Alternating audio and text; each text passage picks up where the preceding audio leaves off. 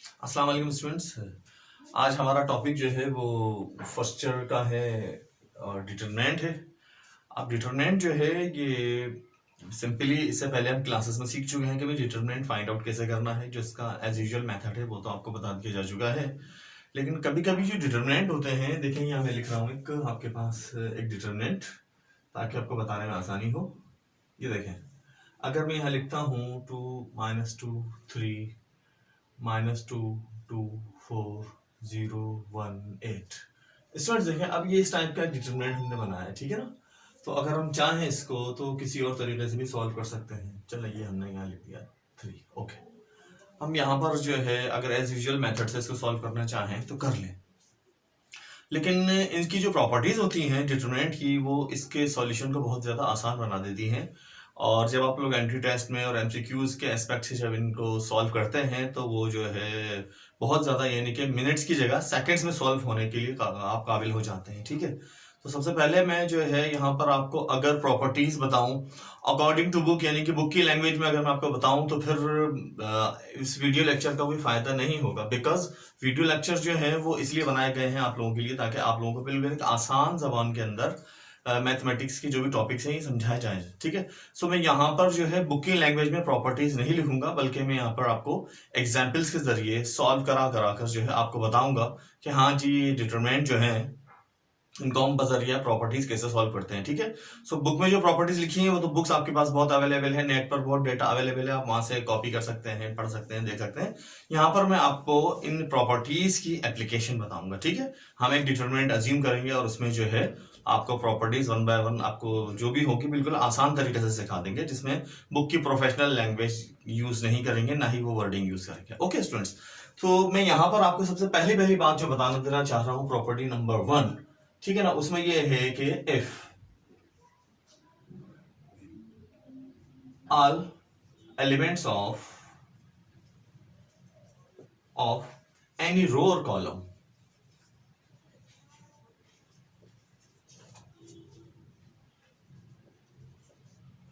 of determinant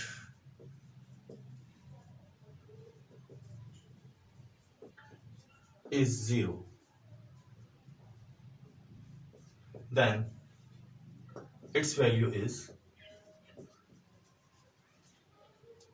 0। इसका मतलब ये है कि यहां पर आप कैसा भी डिटरमिनेंट बनाया जाए, लेकिन अगर उसमें अगर एक रो, कोई सी भी एक रो या कोई सा भी एक कॉलम के एलिमेंट अगर 0 हो तो उसकी वैल्यू डायरेक्ट 0 होती है, यानी कि इसको हमें सॉल्व करने की जरूरत नहीं है। अब देखिए मैं यहां पर आपके पास एक कॉम्प्लिकेटेड किस्म का डिटरमिनेंट बना रहा हूं जिसको हमने सी से शो किया है। अगर मैं यहां लिखूं भाई साइन अल्फा, यहां लिखता हूं जी कॉस अल्फा, यहां लिखता हूं मैं टैन अल्फा। अगर मैं यहां लिखता हूं जी टैन बीटा, यहां लिखता हूं मैं साइन बीटा, यहां लिखता हूं मैं कॉस बीटा। और बेटा अगर मैं इधर 0 0 0 लिख देता हूं, ठीक है, इसका मतलब ये हुआ कि जनाब डिटरमिनेंट ऑफ सी आपके पास क्या है, 0 है। अगर जो है अगर आप इसको सॉल्व करेंगे रो 1 से या रो 2 से या रो 3 से, कॉलम 1 कॉलम 2 कॉलम 3 से, तो यकीनन ये 0 ही आएगा। लेकिन सॉल्व करेंगे तो हमें कम से कम इसमें सॉल्व करने के लिए 5 मिनट चाहिए होंगे, और वो 5 मिनट जो है 1 सेकंड में तब्दील हो गए। हमने प्रॉपर्टी यूज की कि जी किसी भी डिटरमिनेंट के अगर कोई भी एक रो या कोई भी एक कॉलम के सारे एलिमेंट्स 0 होते हैं तो डायरेक्ट आप उसका रिजल्ट 0 लिख दें। इससे पहले की वीडियोस में आपको बताया जा चुका है कि हम जो है डिटरमिनेंट को एक्सपेंड करने के लिए उस रो या कॉलम को चूज करते हैं जिसमें नंबर ऑफ जीरोस ज्यादा से ज्यादा हो। अब देखिए यहाँ पर नंबर ऑफ जीरोस ज्यादा से ज्यादा थे, लिहाजा हमने इसको चूज किया। अगर आप वैसे भी अकॉर्डिंग टू रूल देख लें, अगर हम 0 से करेंगे तो 0 आ जाएगा, फिर 0 से करेंगे 0 और फिर 0 से करेंगे 0, तो ये इक्वल टू 0 ही आएगा, ठीक है। सो ये थी प्रॉपर्टी नंबर 1। आई होप समझ में आई होगी। बस आप ये समझ लें कि किसी भी रो या कॉलम के सारे एलिमेंट जब 0 होते हैं तो वो डिटरमिनेंट 0 होता है। और ये प्रॉपर्टी 3/3 नहीं बल्कि 4/4 या 5/5 भी अगर आप सॉल्व करें तो उससे भी ये 0 ही आएगा, राइट। सो ये बात आप ध्यान में रखिएगा। ये तो थी प्रॉपर्टी नंबर 1 जो कि आपको सक्सेसफुली हमने बता दी। अब हम चलते हैं प्रॉपर्टी नंबर 2 की तरफ। प्रॉपर्टी नंबर 2 जो है वो आपको बता रही है कि जी अगर आप डिटरमिनेंट में किसी रो को किसी और रो में, मैंने क्या कहा, मैंने कहा एक रो को किसी और रो में, ठीक है, या किसी कॉलम को किसी और कॉलम में, फिर सुन लीजिए कि मैंने क्या कहा कि जी एक कॉलम को किसी और कॉलम में अगर हम ऐड करेंगे तो उससे डिटर्मिनेंट की ओवरऑल वैल्यू पर कोई फर्क नहीं पड़ेगा। सपोज कीजिएगा अगर मैं इसको बजरिया प्रॉपर्टीज सॉल्व करूं या डायरेक्ट सॉल्व करूं, तो बात तो एक ही है। प्रॉपर्टीज का मतलब क्या है कि हम इसके लॉन्ग प्रोसेस को अवॉइड करें। प्रॉपर्टीज का मतलब ही यही है। तो यहां पर अब प्रॉपर्टी नंबर में 2 यहां पर लिख रहा हूं कि if we add or subtract, ये बात याद रखिएगा, if we add or subtract, हम किसी रो को किसी रो में से निकाल दें या कॉलम को कॉलम में से निकाल दें, या किसी रो को किसी रो में ऐड करें या कॉलम को किसी और कॉलम में ऐड करें, उससे डिटरमिनेंट की वैल्यू पे कोई फर्क नहीं पड़ता, उसकी न्यूमेरिकल वैल्यू अनअल्टर रहती है। If we add or subtract any row in row or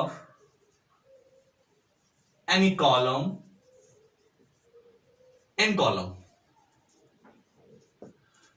so value of determinant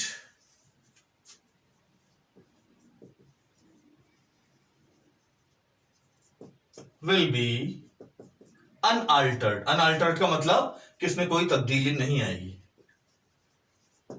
आपके सामने ये डिटरमिनेंट है, ठीक है। अब इस डिटरमिनेंट को अकॉर्डिंग टू रूल, यानी कि जो लॉन्ग प्रोसेस है, उससे आप अपने घर पर सॉल्व करें, बैठ के अपनी कॉपी पर सॉल्व करें और उसका रिजल्ट निकालें, ठीक है। लेकिन मैं इसी डिटरमिनेंट को अभी इन प्रॉपर्टीज को यूज करते हुए अगर मैं सॉल्व करूं, ठीक है, सो मैं यहां पर मैं इस डिटरमिनेंट को अगर मैं सॉल्व कर रहा हूं तो मैं यहां लिखता हूं एट R2 इन R1। अब देखिए R2 को R1 में जो ऐड करने का प्रोसेस है वो आप देख लीजिए। ये डिटरमिनेंट मेरे पास रखा है, मैंने रख दिया, और ये रो नंबर 1 आपके पास है, ये रो नंबर 2 आपके पास है, ये रो नंबर 3 आपके पास है। अब बेटा मैं रो 2 को मैंने लिखा है ऐड R2 इन R1, यानी कि रो नंबर 2 को मैं रो नंबर 1 में ऐड कर रहा हूं। तो जनाब जब माइनस का 2 जब इधर आकर ऐड होगा तो ये हो जाएगा 0, 2 जब इधर आकर ऐड होगा तो ये हो जाएगा 0, और 4 जब इधर आकर ऐड होगा तो ये बन जाएगा 7, राइट। और जिसको हम ऐड करेंगे वो वैसे ही रहेगा, ये ख्याल कीजिएगा। इसका हरगिज़ से मतलब नहीं है कि अगर आपने इसको ऐड कर दिया तो ये यहां से ओमिट हो जाएगा, डिलीट हो जाएगा, खत्म हो जाएगा, वैनिश हो जाएगा, ऐसा बिल्कुल भी मतलब नहीं है। मीन टू से कि आप जिस रो या कॉलम को ऐड करेंगे तो वो अपनी जगह कायम रहेगा, और जिस जगह पे ऐड करेंगे वहां पे तब्दीली आएगी। सो देख लीजिएगा, -2 को हमने इधर ऐड किया, 0 आया, +2 को हमने इधर ऐड किया, 0 आया, +4 को हमने इधर ऐड किया, 7 आया, और जबकि -2, 2 और 4 अपनी जगह पर जैसे हैं वैसे ही लिखे रहेंगे। ये आपने इसकी एक प्रॉपर्टी यूज की। अच्छा, प्रॉपर्टीज यूज करने का मतलब क्या होता है जी?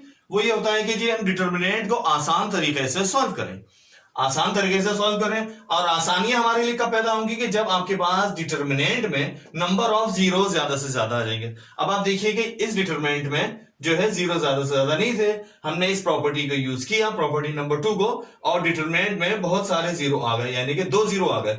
अब अगर मैं इसको सॉल्व करूंगा तो इसका आंसर जो है बहुत आसानी से आ जाएगा, लेकिन इसका आंसर और इसका आंसर सेम ही होगा। सो ये आपके लिए होमवर्क है कि आप लोग इसको सॉल्व कीजिएगा। यहां पर मैं इसको सॉल्व कर रहा हूं एक्सपेंडिंग बाय R1 से जब हम इसको एक्सपेंड कर रहे हैं तो आप ये देखिए कि 0 से लिया तो 0 का 0, 0 से एक्सपेंड करने की जरूरत नहीं है। सेकंड एलिमेंट हमेशा अल्टरनेट साइन से होता है, ये 0 का 0 हो गया, और प्लस का 7। जिस रो से और कॉलम से हम एलिमेंट लेते हैं उस रो और कॉलम को छोड़ देते हैं, तो ये रो और ये कॉलम हमने ओमिट कर दी, तो आपके पास बचा है -2, 2, 3 एंड 1, और बेटा ये आपके पास आ गया 7, माइनस का 2, -6, तो finally 7 into -8 is equal to -56 is answer. आपने देखा कि ये प्रॉपर्टी नंबर 2 यूज की हमने, और 3/3 के डिटरमिनेंट को हमने कितना इजीली फाइंड आउट कर लिया। तो ये थी आपके पास प्रॉपर्टी नंबर 2। उम्मीद है कि समझ में आई होगी। इसी तरीके से अगर हम